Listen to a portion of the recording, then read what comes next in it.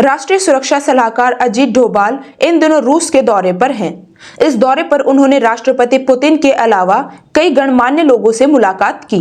अपने दौरे के दौरान अजीत डोभाल ने रूस के प्रधानमंत्री, उप प्रधानमंत्री डेनिस मंतुरोव के साथ द्विपक्षीय सैन्य तकनीकी संबंधों और रणनीतिक क्षेत्रों में संयुक्त परियोजनाओं के कार्यान्वयन पर चर्चा की। दोनों के बीच हुई बातचीत भारत और रूस के बीच और मजबूत होने के रिश्तों के लिए बेहद अहम मानी जा रही है।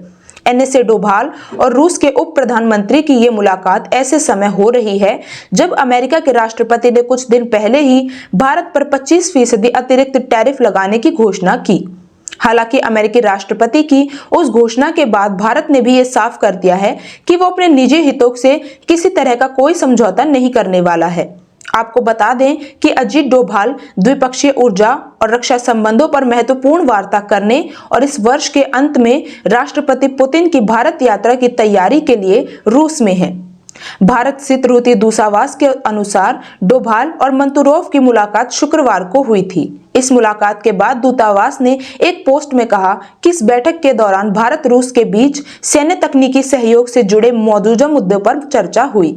साथ ही असैन्य विमान निर्माण, धातु उद्योग और रासायनिक उद्योग जैसे अन्य रणनीतिक क्षेत्रों में संयुक्त परियोजनाओं को लागू करने पर भी बातचीत हुई। उधर अजीत डोभाल ने गुरुवार को क्रेमलिन में रूस के राष्ट्रपति व्लादिमीर पुतिन से मुलाकात की थी और दोनों देशों के बीच द्विपक्षीय सहयोग पर चर्चा की। मुलाकात के दौरान उन्होंने बाहरी दबाव के बावजूद रूस के साथ यानी सभी मोर्चों पर सहयोग जारी रखने के लिए नई दिल्ली की प्रतिबद्धता दोहराई।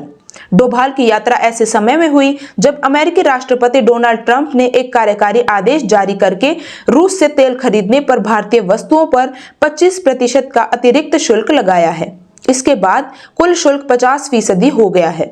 सूत्रों के अनुसार डोभाल ने प्रधानमंत्री नरेंद्र मोदी की ओर से राष्ट्रपति पुतिन के इस वर्ष के अंत में भारत आने का निमंत्रण दिया। पुतिन ने आभार के साथ निमंत्रण स्वीकार कर लिया है।